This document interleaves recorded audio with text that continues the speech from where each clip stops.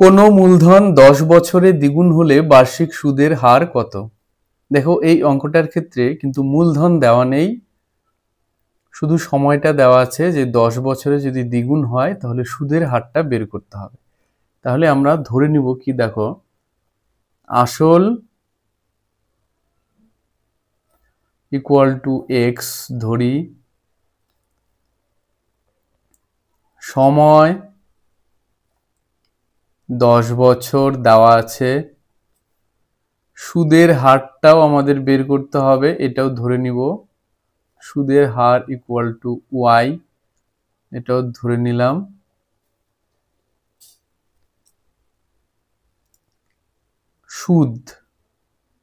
সুদ কি হবে দেখো, বলছে 10 বছরে দ্বিগুণ হবে, তার মানে 10 বছরের সুদ আসল হবে 2x, আর তার থেকে আসল মাইনাস করে দিলেই আমরা সুদটা পাবো। তাহলে সুদ হলো x টাকা।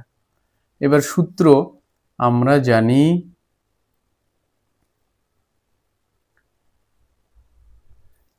জানি, সুদ ইকুয়াল টু, সূত্র কি হয়, আসল ইন্টু সময় ইন্টু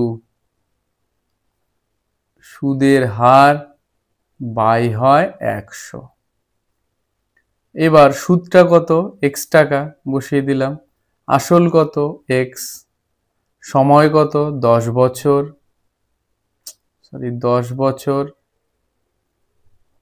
সুদের হার বের করতে হবে y ধরেছি,